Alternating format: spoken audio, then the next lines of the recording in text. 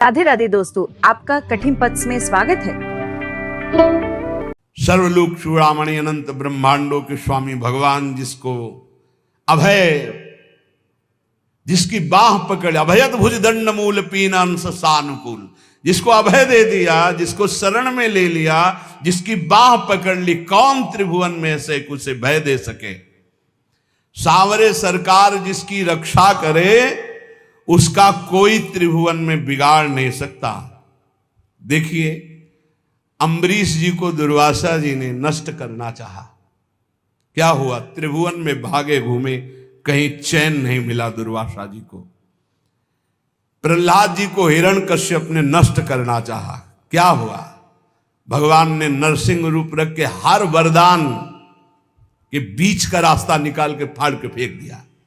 न दिन है न रात संध्या, न अस्त्र है न शस्त्र, न खून, न जीवित है न निर्जीव, न ब्रह्मा का बनाया हुआ नर है न पशु, नरसिंह रूप, न घर के भीतर है न बाहर डेहरी पे बैठे। हर वरदान फेल कर फाड़ के फेंक दिया। और प्रहलाद जी के कहीं खरोच भी कभी पूरे जीवन में नहीं लगी।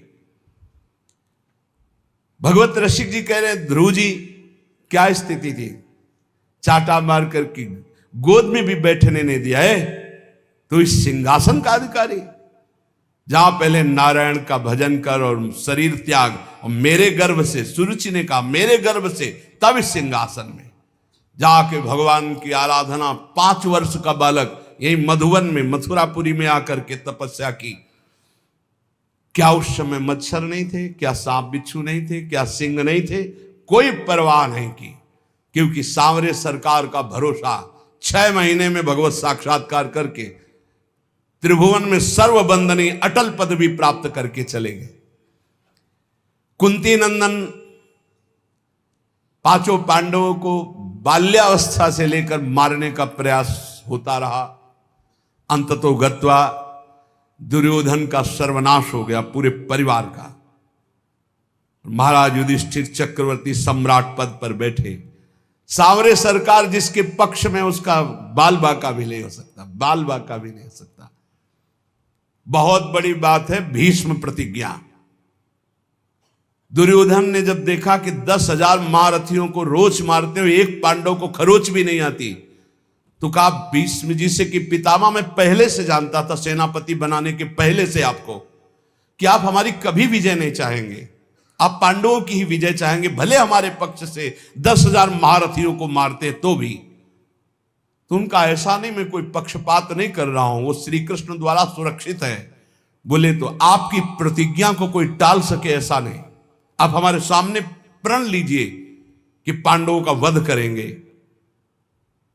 भीष्म जी ने 5 बाण निकाले और कहा, अगर कल जीवित रहा तो 5 पांडवों का वध निश्चित करूंगा। भीष्म प्रतिज्ञा। भीष्म जी अपने वचन के पालन के लिए अपने गुरुदेव परशुराम से युद्ध कर दिए, औरों की तो बात चले दो। अब बड़े आनंद में जय जयकार करता हुआ दुर्योधन निकला भीष्म के शिविर से कि कल पांडव प्रातःकालीन युद्ध क्षेत्र में, भीष्म जी ने प्रतिज्ञा की, मारे जाएंगे। उसको पता था भीष्म जी का बल और उनकी प्रतिज्ञा, पर यह नहीं पता था भीष्म जिस बल से बलवान हो, महाबल श्री कृष्ण है। और श्री कृष्ण पांडवों के पक्ष में गुप्तचर लगे रहते थे।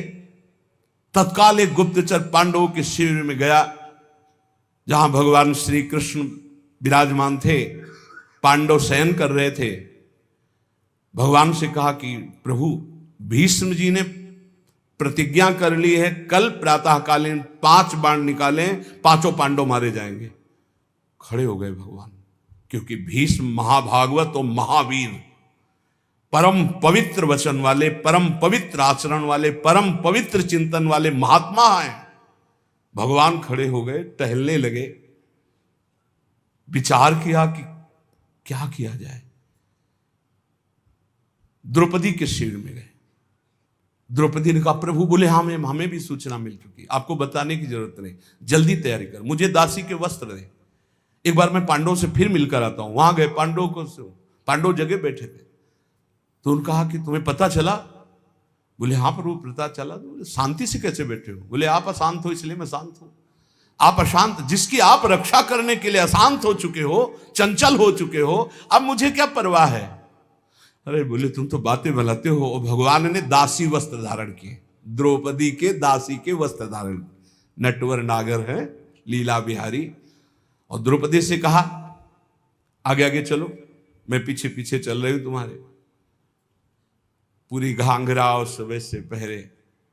जो इस शिविर के प्रथम द्वार पर गए तो उनका पादुका उतारो, जो दासी का कर्तव्य है, और अपने पीतांबर में अंदर पादुका ली और दरवाजे पे खड़े हुए बोले जाओ, इतना घूंघट रखना, इस समय मैं देख रहा हूं मेरे ध्यान में है, जाके प्रणाम करना, फिर जो होगा आगे का खेल हम संभालते हैं। वो गए, पितामह के चरणों में प्रणाम किया, घूंघट। तो सोचा अभी दुर्योधन गया प्रण करवा के, उसी की बधू आई होगी, उनका सौभाग्यवती भव। तो द्रौपदी जी ने घूंघट हटाया और कहा ये सत्य माने जो अभी आपने कहा सौभाग्यवती भव, या थोड़ी देर पहले आपने 5 बाण निकाले हमारे पतियों की वध करने के लिए, हत्या करने के लिए, वो माने। भीष्म जी का माला छूट गया, संध्या के समय भजन कर रहे थे। बोले ऐसा तो फंसाने वाला केवल वही है, दूसरा तो फंसा ही नहीं सकता। अभी अभी थोड़ी देर में ही इतना बड़ा फंसाव कर देना, कहाँ है वो? कुछ नहीं बोली द्रौपदी जी। खड़े हुए भीष्म जी, दृष्टि डाली तो दरवाजे पे दासी वेश में जगत गुरु सांवरे सरकार खड़े। नजदीक गए, पकड़ा ऐसे, बोले ऐसे तुम हमारे प्रण को तोड़ना चाहते हो? तो देखा जूतियां द्रौपदी की गिर पड़ी। भीष्म जी के आंसू आ गए। कहा शिव विरंच जिसके चरण रखने की चौकी को नमस्कार करते हैं, वो अपने भक्त की पादुका लिए खड़े हैं। प्रभु जब आप इनके सुहाग की रक्षा का तो काल की भी ताकत नहीं। द्रौपदी से कहा बेटी वास्तविक तो सौभाग्यवती है जिसके रक्षक श्री कृष्ण। फिर भाव बदला और कहा हे कृष्ण, यदि आपने मेरा प्रण तोड़ा तो कल युद्ध में आपका प्रण न तोड़ दूं तो गंगा पुत्र शांतन नंदन भीष्म नहीं कहा। जो भगवान बोले कि अपने भक्त के लिए एक प्रण की क्या बात, सैकड़ों बार झूठा कहा हूं तो भी मुझे कोई फर्क नहीं पड़ता। सच्चिदानंद भगवान कह रहे हैं अपने भक्त के लिए मुझे 100 बार यदि झूठा कहलाना पड़े तो मैं 100 बार झूठा कहला, एक प्रण तोड़ने की बात क्या है। जाको राखो सांवरो ताहि न नाखे कोई, जिसकी रक्षा सांवरे सरकार करते हैं उसका कौन बाल बांका कर सकता है। बोले कुंती नंदन जोए विभीषण गजपति ऐसी अमोघ शक्ति रावण ने विभीषण को चलाई थी। ये भ्रातृद्रोही, हमारी पूरी लंका का नाश करने वाला राजद्रोही, मैं तुझे मृत्यु दंड देता हूं, अब काल भी नहीं बचा सकता। और मंत्र का शक्ति संचार करके जे ही भाले का प्रहार किया तो तुरंत विभीषण पाछे मेला, सन्मुख राम सहयो सोई सेला। भगवान ने उसको अपनी ताकत से नष्ट नहीं किया, तुरंत विभीषण पाछे मेला, सन्मुख राम सहयो सोई सेला। उस महान शक्ति संपन्न सेला को, बर्छी को भगवान ने अपनी सीधे छाती पे सही, विभीषण को पीछे कर लिया और वो शक्ति अंतर ध्यान हो गई। भगवान की कहीं सच्चिदानंद अंग में पीड़ा थोड़ी पहुंचा सकती है। कह रहे कुंती नंदन जो विभीषण गजपति जैसे। थक गया गजेंद्र जब देखा कि अब की झटके में ग्राह ले ही जाएगा, पुकारा हरि। भगवान गरुण जी को छोड़कर नंगे पैर दौड़े और सुदर्शन चक्र जी से ग्राह को परम पद और गजेंद्र को बाहर किया। जाको राखो सांवरो ताहि न नाखे कोई। विश्वास रखना चाहिए, हम भगवान की शरणागत हैं, हमारा कोई बाल बांका नहीं कर सकता। और जाको आदर हरि करे तासु अनादर कौन, जवासु अनादर हरि करे ताको आदर कौन। भगवत ऋषि जी कह रहे हैं जिसका आदर भगवान श्याम सुंदर करें उसका आदर कौन नहीं करेगा त्रिभुवन में, सबको करना होगा। और जिसका अनादर प्रभु कर दे फिर उसका कोई आदर कर सके ऐसा नहीं है। भगवान किसी का अनादर नहीं करते हैं, पर जो भगवान की आज्ञा का उल्लंघन करता, धर्म विरुद्ध आचरण करता, पापाचरण करता है, फिर भगवान उसका अनादर कर देते हैं। जाको आदर हरि करे तासु अनादर कौन।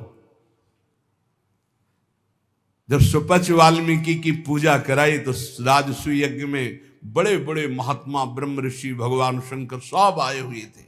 सब आश्चर्यचकित हो गए कि यज्ञ की पूर्णता ऐसे अकिंचन, ऐसे दैन्य महापुरुष के द्वारा पूर्ण कराई भगवान ने। राजसूय यज्ञ में जय जयकार मच गई। सबसे बड़ी पूजा हुई सुपच वाल्मीकि जी की। जाको आदर हरि करे तासो अनादर कौन, और जासो अनादर हरि करे ताको आदर कौन। जिसको हरि अनादर कर दे, तू मेरी आज्ञा का उल्लंघन करके मनमानी पापाचरण कर रहा है, तो कह रहे फिर वो कभी आदर का पात्र नहीं बन सकता जिसका भगवान अनादर। तभी लोग कहते भगवान से डरो।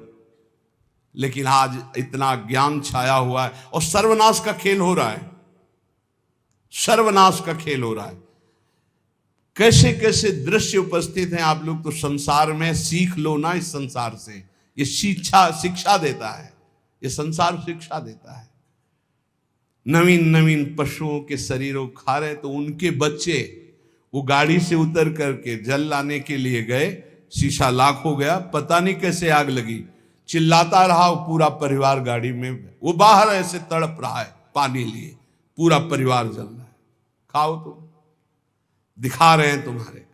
ये बहुत सावधान, ये हम ऐसे नहीं चिल्लाते मांस मत खाओ, शराब मत पियो, पराई माता बहनों की तरफ पाप दृष्टि मत करो, किसी का धन अपहरण मत करो, ऐसे नहीं कह रहे। बहुत शास्त्र सम्मत बात कह रहे हैं, बहुत मंगल की बात कह रहे हैं। मान लो, अभी जबान को रोक लो, अभी गंदी बातें रोक लो। भगवान के नाम में बड़ी सामर्थ्य है, आपको बल मिलेगी। ताको आदर कौन इंद्र अद्यापि जो देखो, गोवर्धन गिरिराज भयो सब पूज्य विषेखो।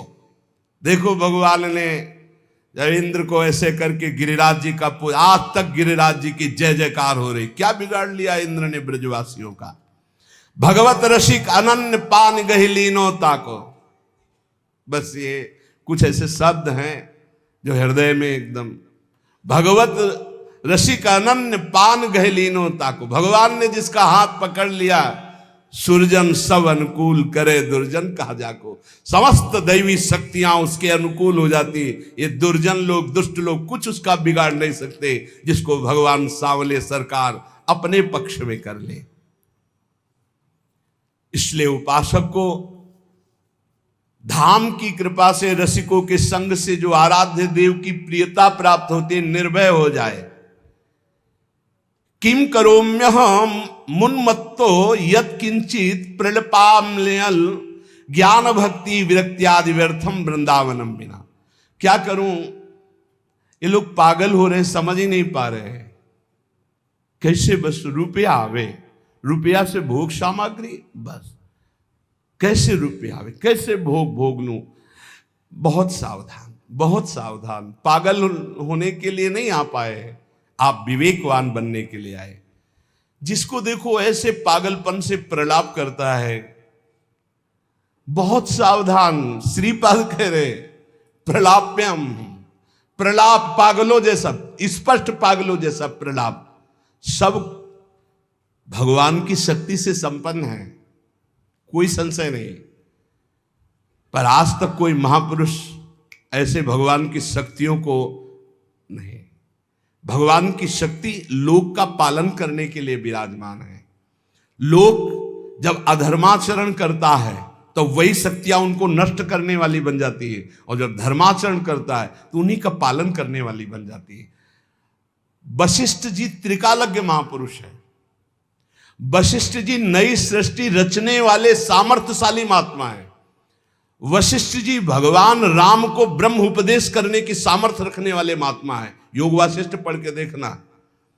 जब भरत जी विकल होकर कहते हैं कि महाराज आपके होते हुए अयोध्या उजड़ गई, सिया राम जी का वनवास हो गया, महाराज जी का प्राणांत हो गया, दशरथ जी का, माताएं हमारी सौभाग्य भाव से उजड़ गई आपके होते हुए। तब कहा सुनो भरत, ऐसे तो नहीं किया। सुनो भरत भावी प्रबल बिलख कहो मुनिनाथ, हान लाभ जीवन मरण जस अपजस विधिहान। ये विधान रचा गया कर्मों का। अरे तुम माला 2 माला 10 माला जपते होगे, जो रात दिन भजन में लगे रहते हैं उनके बड़े बड़े रोग होते हैं, कैंसर, ये वो। तो शरीर का प्रारब्ध भोगना होता है। ऐसे कोई मिटा नहीं। हमने देखा है एक महापुरुष अगर किसी के कैंसर को मिटाए तो अपने पैर में कैंसर लिया और पैर कटवा दिया। यही संतों की महिमा होती है। पर हित लाग तजय जो देही, संतत संत प्रशंसय तेहि। हमने देखा है, ये हम कोई कहीं सुनी बातें नहीं कहते। जब तक हमारा भागवतिक दिमाग पास नहीं कर देता तब तक हम किसी का चमत्कार नहीं मानते। बहुत बार उन्होंने प्रार्थना की, गरीब आदमी है, ऐसा ऐसा। सुबह हमने सुनाया है, कुल्ला कर रहे थे ऐसे, चल रोज परेशान करता है, खत्म कैंसर। लेकिन उसी कैंसर को जादू से खत्म नहीं किया, अपने टांग पे लिया, अपने चरण पे लिया और फिर यहां से पूरा पैर कटवाया और व्हील चेयर पर चलते रहे, फिर शरीर को पूरा किया। ये महात्माओं का हृदय। पर हित लाग तजय जो देही, संतत संत प्रशंसयते। ऐसा वाला नहीं, अपने ऊपर ये सिस्टम है शास्त्रीय। जैसे भाई जी ने पूज्य राधा बाबा का प्रारब्ध लिया, ऐसे हैं कि अपने करुणा में भरकर दूसरों का प्रारब्ध भोग ले लिया और भोग रहे, मिटा नहीं रहे। उनका मिटा दिया पर स्वयं भोग रहे। कहीं ऐसा नहीं पाया गया है कि कोई अपने तप से दूसरों के ऐसे सब प्रारब्ध का, ऐसा नहीं है। गंगा जी भी दूसरे के पापों का नाश करते हैं। तो पहले ही भागीरथी से, गंगा जी जो भगीरथ से प्रश्न किया कि मैं जब भूतल पर जाऊंगी तो पापी लोग मेरे ऊपर पाप छोड़ेंगे तो मेरे पाप कैसे नष्ट होंगे। तब उन्होंने कहा जो साधु शांत समचित्त भगवत चिंतन परायण, वो जब आपका स्पर्श करेंगे तो आप निष्पाप हो जाएंगे। सर्व जगह बात आती भगवत चिंतन, नाम जब, भगवत आराधना। भाई ये जीवन भगवान के लिए है, इसलिए ये चिंता मत करो अब मुझे क्या करना चाहिए आनंद के लेने के लिए। आनंद लेने के लिए सांसारिक कर्तव्य धर्म पूर्वक करो और नाम जप करो। ये पागलों वाली बातें छोड़ो। ना तुम किसी और कार्य से अपने प्रारब्ध मिटा सकते हो और ना कोई मिटा सकता है। प्रारब्ध एक बहुत बड़ा दैवी बल है, जो तुम्हारे पूर्व किए हुए कर्म है उनको भोगना पड़ेगा। और जब प्रारब्ध मिटाने वाला भजन होता है तो इतना ज्ञान हो जाता है कि प्रारब्ध मिटाने की इच्छा नहीं रहती। और जब तक उस कोट का भजन नहीं होता तब तक प्रारब्ध मिटता नहीं। ये भी बात ध्यान रखो। इसलिए प्रारब्ध को भोग लो, नाम जप करती है। पागलों वाले नहीं कि दौड़े घूम रहे हैं हमारा कोई प्रारब्ध मिटा। शरीर में रोग आया, अस्पताल बने जाओ, कुछ रुपया खर्चा करो, कुछ कष्ट सहो, दवा खाओ, प्रारब्ध प्राश्चित में बदल जाएगा, प्राश्चित हो जाएगा, वो नष्ट होगा धीरे धीरे। या शरीर लेने आया है तो राधा राधा राधा, हजारों शरीर छोड़े, कोई नई बात है क्या कि शरीर छोड़ेंगे। राधा राधा राधा राधा, प्रभु को प्राप्त हो गए। तिहारे आगले पाछले अपराध हरिवंश खेवी। ओह, जब पहली बार ये शब्द पढ़ा था तो बहुत देर रोना आया था। कौन ऐसा कृपालु है?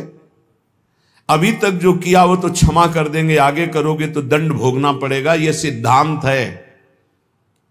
अब लो नशानी अब ना नशई हो।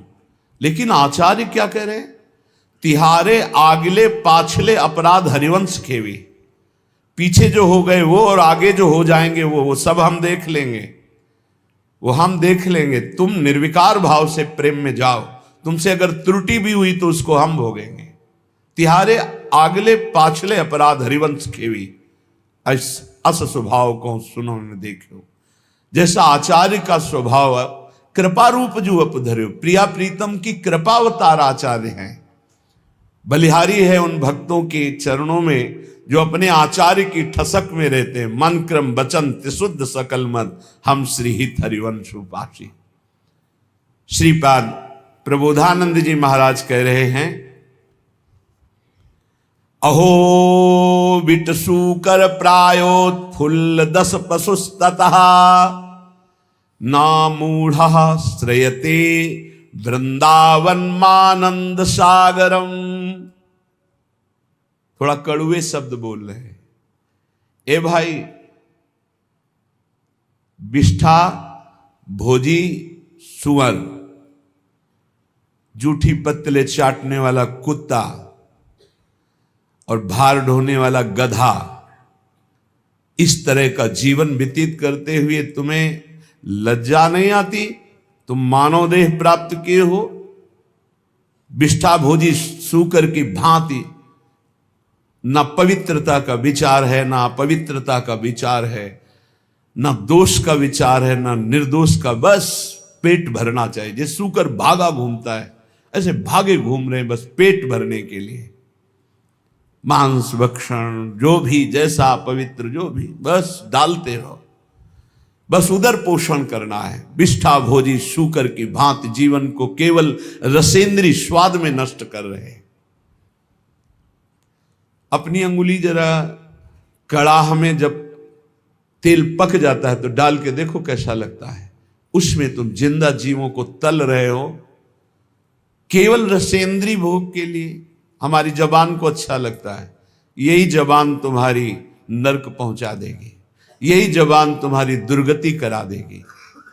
और कह रहे हैं श्वान की भांति, जैसे जगह जगह ठोकर खाने पर फिर वही, ऐसे ही नाना प्रकार के क्लेश, अशांति, दुर्गति प्राप्त कराने वाले भोगों में बार बार गधे की भांति, जैसे गधे को बोझे से मतलब ऐसे पूरे चिंतन में वही विषय भोग, वही संग्रह, वही परिवार राग मोह, उसी का बोझा ढो रहे हो।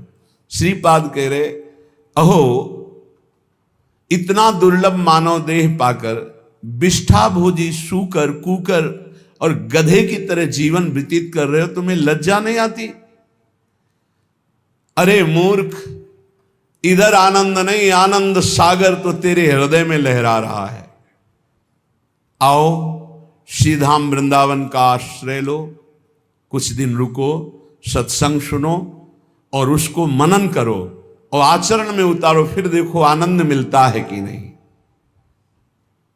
श्रीपाद कह रहे, सोच्या सोच्याति सोच्यो हम महामूढ़ाति मूढ़धी हठात सर्वं परित्यज्य यन्न वृंदावनम श्रेय। सोचनी, महासोचनी, महासोचनी, तेरा जो समय व्यर्थ जा रहा है, महासोचनी, बड़ा कीमती समय है। सत्संग बैठकर सुनो, चेतना पूर्वक नाम जप करो, बहुत कमाई करके यहां से नाम की चले जाओ, मुक्त हो जाओगे। अनंत जन्मों के पापों का हिसाब जमा है, अनंत जन्मों के। आप सोचते हो कि 2-4 माला जप करके हम पापों को नष्ट कर देंगे। 2-4 माला तो बहुत बात है, हम आखिरी नाम की बात करें। अगर आखिरी समय राधा निकल गया तो भगवत प्राप्ति पक्की हो जाती है। इसलिए निरंतर हम नाम जप करें, कौन श्वास आखिरी हो जाएगी। आपका शरीर स्वस्थ है तो आप मौज मस्ती काट रहे हो, लेकिन होश में रिपोर्ट आने वाली है। कर्म कोई ना कोई रूप रख करके आने वाला है, बहुत सावधानी की जरूरत है। सबको समझाते हैं अध्यात्म से बुद्धि को पवित्र कर लो, नहीं सर्वनाश कर देगी। बिना भगवान की तब लगी कुशल न जीव कहूं सपने हो मन विश्राम, जब लगी भजत न राम को शोक धाम तज काम। जब तक वो भगवान का भजन नहीं करता तब तक कभी शांति नहीं मिलती। ये बुद्धि रूपी सारथी को यदि ईस भजन सारथी सुजाना मान लो, नाम जप नहीं करोगे, कुछ भी कर लो, कुछ भी, विश्राम नहीं, शांति नहीं, एक एक कर्म का भारी भारी दंड मिलता है। प्रार्थना है, श्रीपाद करे, सोच्यो सोच्याति सोच्यो हम, ये है सोचनी, सोचनी, महासोचनी। एक बार भी भगवान का नाम नहीं लिया और सब जीवन को नष्ट कर दिया। अय मूर्ख, महापुरुषों के वचन चुभते हैं। अय मूर्ख, अय महामूर्ख, अब भी तू सावधान हो जा। जिसके कानों में शब्द पड़ रहे हो, अब भी सावधान हो जा। छोड़ दे ये दशा, छोड़ दे दूसरे जीवों की हत्या करके मांस खाना, छोड़ दे पराई माता बहनों के प्रति पाप दृष्टि रखना, नहीं यही तेरा सर्वनाश कर देगी। बार बार प्रार्थना करते, बोले मदिरा पीने में किसी की हिंसा तो होती नहीं, हत्या, अरे बुद्धि भ्रष्ट होती है। क्या क्या अपराध कर सकता है मदिरा पीने वाला, उसको होश नहीं रहता। जो बुद्धि भ्रष्ट हो गई तो वही तो सब हो रहा है। जो शास्त्र कह रहे हैं एक अक्षर कहीं झूठे नहीं है, प्यारे भजन नहीं करते, इसलिए तुम्हें शास्त्र की बात समझ में नहीं आती। एक एक शब्द शास्त्र के सच्चिदानंद भगवान के भाव में डूबे हुए महापुरुषों ने लिखा है, जो परम अनुभवगम सत्य है। कल एक उपासक अपनी मना स्थिति का वर्णन कर रहे थे कि मैं भगवत साक्षात्कार कर चुका हूं आनंद में, अब हमारी ऐसी ऐसी थोड़ी परेशानियां हैं और ये कैसा था। फिर उनसे कहा कि भाई फिर धोखे में मत रहो। एक बार भगवदानंद की अनुभूति होने के बाद नहीं स्वात्मारामम विषय मृग तृष्णाम भ्रमयति, आत्माराम पुरुष, भगवदानंद को प्राप्त पुरुष, भगवत साक्षात्कार पुरुष के ऊपर कभी किसी भी द्वंद्व का प्रभाव नहीं होता। कहीं पीतल को सोना मत मान लेना, नहीं तो वास्तविक भगवत प्राप्ति से वंचित हो जाओ। आज जिसको देखो, अरे आनंद कोश से आनंद मिल रहा है, अभी आनंद सिंधु में थोड़ी तुमने डुबकी लगाई है।